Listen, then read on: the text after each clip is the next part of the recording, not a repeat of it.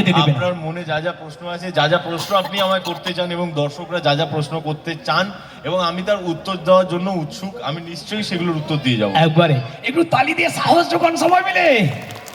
সবাই বলছে নদীর বুকে আছড়ে পড়ে ওই নদীরই ঢেউ, নদীর বুকে আছড়ে পড়ে ওই নদীরই ঢেউ, সিরিয়ালে ছেলেদের কেন হয় দু তিনটা করে বউ।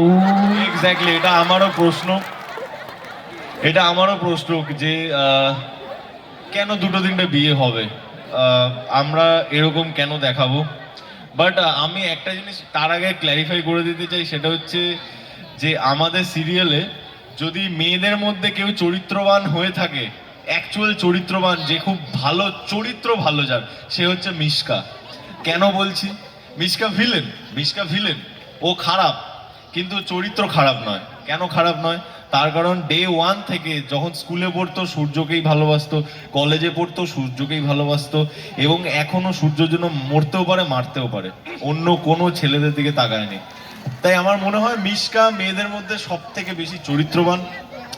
এবং এবার আমি আমার কথা যদি বলি, আপনারা যদি অনুরাগের ছোঁয়া ফলো করে দেখেন, আমার যে প্রথম ভালোবাসা ছিল তাকে মিশকা মেরে দেয়, এবং তারপর দীপার সাথে 10 বছর পর ভালোবাসা হয়, এটা গল্পে ছিল আর কি। দীপার সাথে 10 বছর পর ভালোবাসা হওয়ার পর আমি দীপাকেই বিয়ে করি, কারণ একে অপরকে পছন্দ হয়েছিল। দীপা থাকা সত্ত্বে আমি অন্য কোনো মেয়ের সাথে কোনো ইন্টু পিন্টু অথবা so called living relationship situationship এরকম কিচ্ছু করিনি। ইরার সাথে একদিন একটা বিয়ে দেখানো হয়েছিল, ইরার সাথে বিয়ে দেখানো হয়েছিল, তার কারণটা অন্য ছিল। তার কারণ হচ্ছে ওকে যেই গ্রামে আমরা আটকে গেছিলাম বলা হয়েছিল এই মেয়েটাকে বিয়ে করো নাহলে কেটে ফেলে দেবো।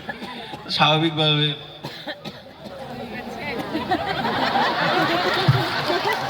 আমি এখন যদি 100টা লোক আমাকে ঘিরে ধরে, তা আমি মানে যাই, আমি সূর্যর কথা বলছি, তো হয়ে গেছে। আর গল্পে তো এরকম, মানে এটা তো গল্প, এটা তো আমার হাতে নেই, যে লিখছে এখন তাকে বলতে হবে। আর তাও তো ওখানে একটা দুটো তিনটে, আমার তো রিয়েল লাইফে কেউই নেই। যাই, এতক্ষণ যা বললেন এটা কি গল্পের ব্যাপার? এটা গল্পেরই বল, পুরোটাই গল্প।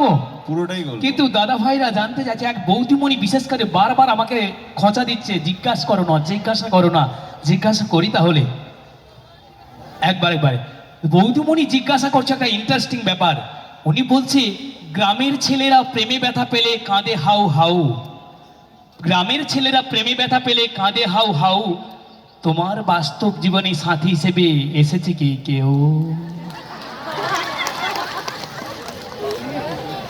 ক্লাস 8-এর ঘটনা, এই লোকটা মনে করিয়ে দিলেন আমাকে, আপনি আমাকে মনে করিয়ে দিলেন দাদা। যাই হোক, ক্লাস 8-এর ঘটনা।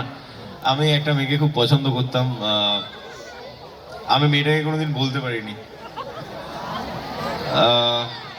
নাম সোমা। এনিওয়ে, তারপর ক্লাস 10-এ একজনকে পছন্দ করেছিলাম, তাকে আমি ক্লাস 10-এ বলেছিলাম অনেক সাহস করে, প্রায় 1 মাস ধরে সাহস করে বলেছিলাম যে